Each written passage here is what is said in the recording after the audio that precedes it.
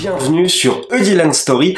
Aujourd'hui, je suis là pour vous parler de Black Panther Wakanda Forever qui est sorti au cinéma le 9 novembre 2022. Évidemment, cette vidéo sera 100% spoiler étant donné que ça fait bientôt un mois que le film est sorti. Donc, je peux me permettre de spoiler. Et autant vous dire que le film, heureusement qu'il est sorti au cinéma et non pas sur nos plateforme de streaming parce que je trouve quand même que c'est un film assez dense et assez riche. Avant de partir dans ma critique, n'hésitez pas à liker, à partager et à vous abonner, je vous en remercie. Tout d'abord, de quoi on va parler? Black Panther Wakanda Forever. Notre Black Panther, T'Challa, est malheureusement décédé, tout comme dans la vraie vie, donc Chadwick Boseman. Donc on va lui rendre hommage, d'ailleurs un hommage assez sobre et assez discret que j'ai trouvé plutôt efficace, malgré que je trouve qu'il manque quand même la présence des Avengers. Alors évidemment pas des Avengers, mais des acteurs pour lui rendre hommage, parce que pour une fausse mort comme Iron Man, tout le monde est là pour lui rendre hommage en mode, bon, c'est pour le film évidemment, mais là pour une vraie mort quand même, ils auraient pu tous faire acte de présence. Mais bref, ça reste au Wakanda, il y a quand même une très très bonne, je trouve un très très bel hommage, voilà, tout simplement. Donc c'est très efficace, et du coup ça va servir au scénario du film, puisque suite à son décès, les pays d'à côté commencent à comprendre, enfin les pays du monde commencent à comprendre que le Black Panther est mort, et ils pensent que le Wakanda est sans défense, et du coup ils vont vouloir aller prendre le vibranium. Et donc du coup il va y avoir un conflit géopolitique, mais la reine du Wakanda fait comprendre aux autres pays qu'elle peut toujours se défendre sans évidemment la présence du Black Panther. Évidemment ça va pour beaucoup tourner autour de la petite sœur de T'Challa, donc Shuri, Shuri qui est jouée par Letitia Wright. D'ailleurs je ne vais pas revenir sur l'entièreté du casting puisque l'entièreté du casting du premier film revient, donc ça sert à rien que je revienne dessus. La reine reprend son rôle, il y a toujours l'actrice de Maishon qui reprend son rôle, et ainsi de suite. Martin Freeman, qu'on avait pu voir dans le Hobbit, qui revient là aussi dans son rôle. Donc je trouve que c'est un film assez efficace qui fait 2h40. 2h40, la bonne nouvelle c'est qu'on ne s'ennuie pas, parce que justement je trouve que Ryan Coogler a vraiment géré de ce côté-là, un excellent réalisateur. Je vous invite fortement à voir Fruitvale Station et évidemment le premier Creed.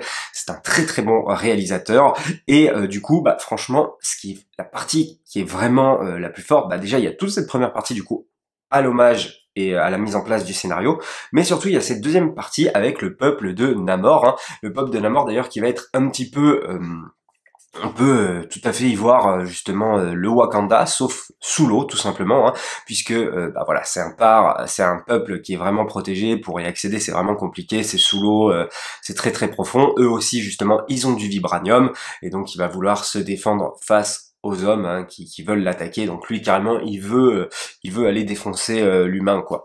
Et voilà, ils vont avoir une langue appropriée, ils vont avoir aussi des signes, ils vont avoir leur propre signe qui est comme ça, je crois, le signe du peuple de Namor. Donc voilà, et ce qui est fort intéressant, je trouve, c'est qu'on va prendre le temps justement d'installer tout ce peuple, d'installer toute la story sur Namor, tout son origin story, etc. On va prendre énormément de temps là-dessus, et franchement ça vaut vraiment le coup, puisque c'est l'antagoniste du film, enfin en tout cas pas vraiment un vrai antagoniste, puisqu'à la fin justement, et ça aussi j'ai trouvé intéressant, c'est qu'on ne tue pas le méchant, non, justement on lui propose de se soumettre, et par la même occasion d'avoir un acte de paix entre le Wakanda et son peuple, et là aussi c'est fort intéressant je trouve. Et donc toute la story sur son peuple et sur lui-même, c'est fortement réussi je trouve. C'est très très bien foutu, même au niveau réel je trouve, voilà. Donc pour ça chapeau. Alors évidemment, ce film a quelques défauts, mais avant quand même, je voulais revenir aussi sur la musique de Ludwig Göransson, je crois qu'il s'appelle, qui avait déjà fait la musique de Black Panther 1. Il avait fait aussi, c'est lui qui fait le theme song de Mandalorian, pour ceux qui connaissent, il est vraiment excellent d'ailleurs ce song. Il avait fait aussi Tenet, etc. Enfin c'est un excellent compositeur, et je trouve la musique d'une efficacité redoutable, franchement, notamment je trouve que ça va très bien avec le peuple du Wakanda, et donc c'est très très bien réussi. Et on a aussi évidemment la musique de Rihanna qui arrive à la fin, quand Shuri, ça y est, décide de faire acte de, enfin elle décide de faire son deuil, voilà, c'est ça que je cherchais comme mot, et de brûler la tenue de T'Challa. Et donc c'est assez intéressant de ce côté-là, puisque voilà, il y a la musique de Rihanna qui se met en route, et c'est très très efficace. D'ailleurs, c'est un film émotionnellement qui marche, hein. J'ai vu les gens pleurer autour de moi, j'ai vu les gens que j'accompagnais pleurer autour de moi, et j'ai vu d'autres personnes dans la salle pleurer. Moi, ça m'a pas mis les larmes, mais je peux tout à fait comprendre que émotionnellement, ça touche énormément de personnes. D'autant plus qu'il n'y a pas que T'Challa, du coup, hein, qui est décédé dans le film, qui est décédé dans la vraie vie. Mais il y a aussi la mort de la reine, qui est assez aussi trash, hein, n'empêche, parce qu'elle se noie. Et donc voilà, j'aime vraiment comment interagissent Shuri et Namor. Justement, on sent que ces deux-là peuvent être vraiment amis, alliés, et qu'ils ont des points en commun. Et j'aime comment ces deux-là vont se monter le bourrichon et vont devenir l'un l'autre ennemis, on va dire, pour mieux redevenir amis, entre guillemets. Le point intéressant aussi, c'est que Ryan Coogler n'a pas voulu mettre de scène post-générique à la fin de ses films. Enfin, il y en a une, mais c'est toujours en hommage à Chadwick Boseman. Et voilà, on comprend qu'il a eu un enfant. Donc voilà, mais ça reste très sobre et ça ne fait pas partie ou ça ne lance aucun prochain film comme Les 4 Fantastiques ou etc. Comme certains auraient pu espérer. Non, ça reste très voilà, hommage à Chadwick Boseman. Et ça, j'ai trouvé ça plutôt bien aussi de ce côté-là. Maintenant, comme je disais, il y a quand même beaucoup de problèmes. Alors, la durée du film n'en est pas un. Cela dit, alors, déjà, Ryan Coogler, excellent réalisateur, encore une fois, mais par contre, quand on ne sait pas filmer dans la nuit, on ne le fait pas. Notamment quand le peuple de Namor attaque les Navy Seals sur leur bateau dans la nuit, on ne voit rien, on ne comprend rien.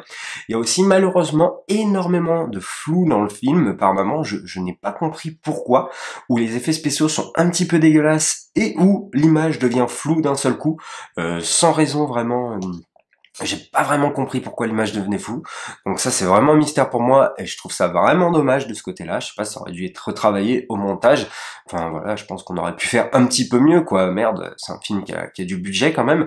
Et c'est vrai qu'on sent quand même que les Marvel, sur cette 4e phase, ils en ont un petit peu rien à foutre des effets spéciaux, hein. On met tout le budget sûrement dans le casting, les acteurs, etc. Mais le reste, c'est vrai que bon. Après, le problème, c'est qu'il y a quand on voit le peuple sous-marin de Namor, là, franchement, c'est vachement bien fait, je trouve, sous l'eau, etc. D'ailleurs, c'est assez marrant parce que le peuple de Namor, du coup, sont bleus, tout ça, ça se passe sous l'eau.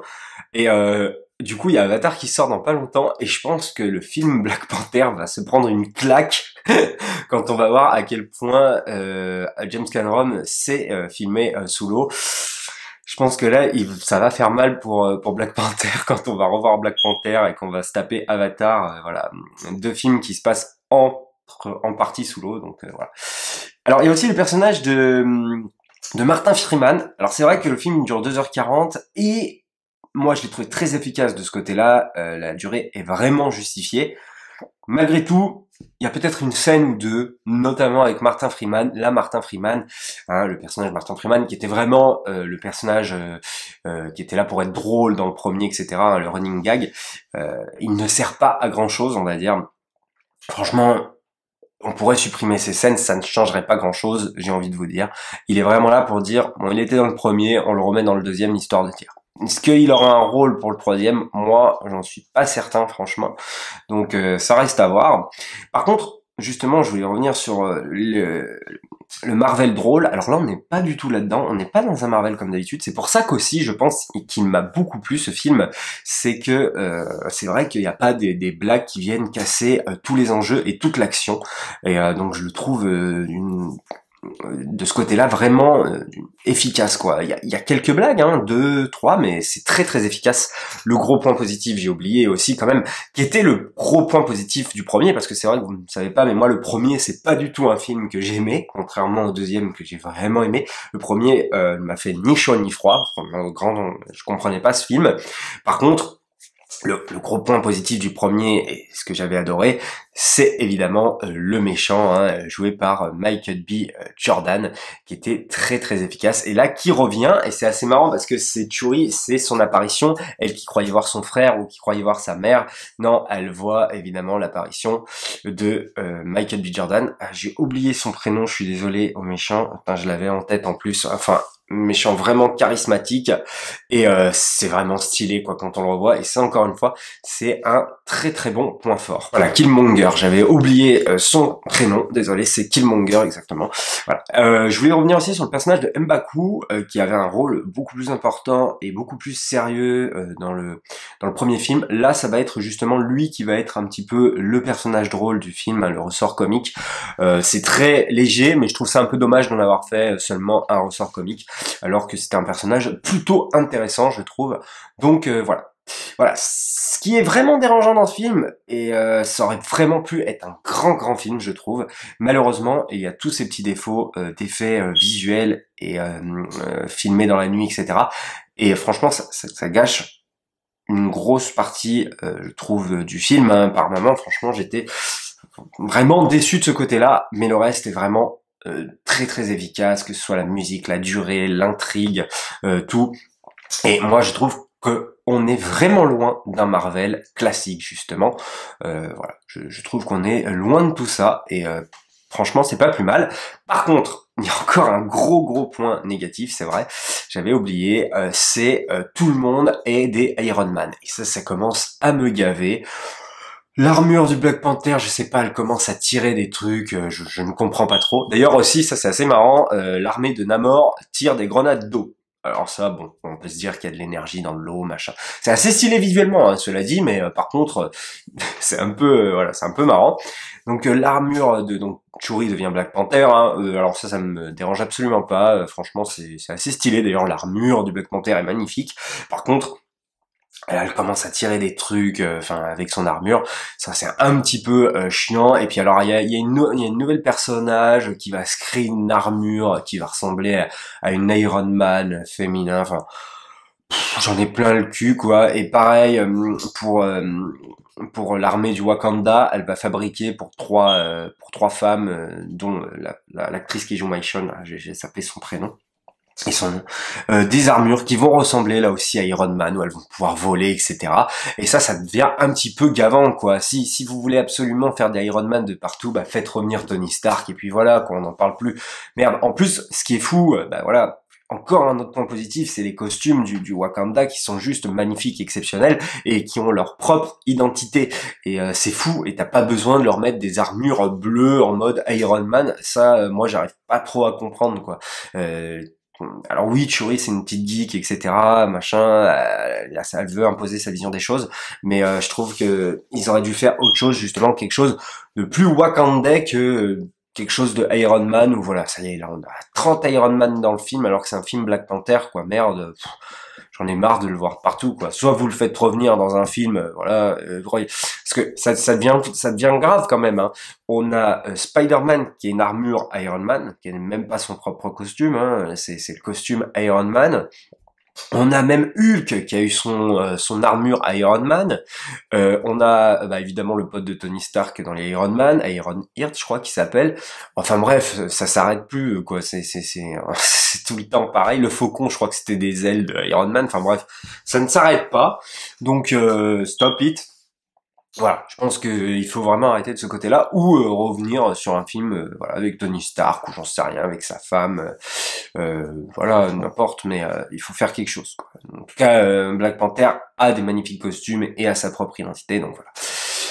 Vous l'aurez compris, j'ai beaucoup aimé ce film, malgré quelques réserves, c'est pour ça que je lui mets 3,5. C'était vraiment à la limite de 4, hein, et de devenir un grand film, un film très bien, limite qui pourrait, hein, peut-être qu'il finira d'ailleurs dans mon top 10 des films de l'année. Hein, on le verra ça dans un mois, puisque ça approche à grands pas. Pourquoi pas. Et donc, voilà. Ça reste un grand film. Moi, je vous invite fortement à aller le voir au cinéma. Heureusement, encore une fois, qu'il est sorti au cinéma. Malgré que le film n'est pas dénoué de défauts, il est loin des derniers Marvel de ces dernières années. Même Doctor Strange de Sam Raimi, qui avait vraiment... je trouve sa propre patte et d'excellentes idées. C'est mes deux, je pense, préférés films de la phase 4 d'ailleurs, Doctor Strange et Black Panther. Je trouve que Black Panther et Doctor Strange avait beaucoup plus ce côté Marvel avec toutes ces blagues, alors que je trouve le Black Panther vraiment beaucoup plus sérieux. Donc vous l'aurez compris, je vous invite fortement à le voir. 3,5 encore une fois, n'hésitez pas vous à me dire ce que vous en avez pensé dans les commentaires. Cela dit, je ne comprends toujours rien où on va avec cette phase 4 qui est terminée désormais et je n'ai rien compris à part que elle a installé évidemment un multivers et voilà, on a les titres de Avengers Secret Wars et Avengers je sais plus Kang quelque chose. Donc à voir où tout ça nous mène. En tout cas, je suis ça toujours avec un petit œil. Alors évidemment, j'ai regardé aucune série, hein. Je vais seulement voir les films au cinéma, donc il faudrait que je rattrape tout ça. Voilà, n'hésitez pas à liker, à partager et à vous abonner. Je vous en remercie, et comme d'habitude, on se dit à la prochaine pour une prochaine histoire.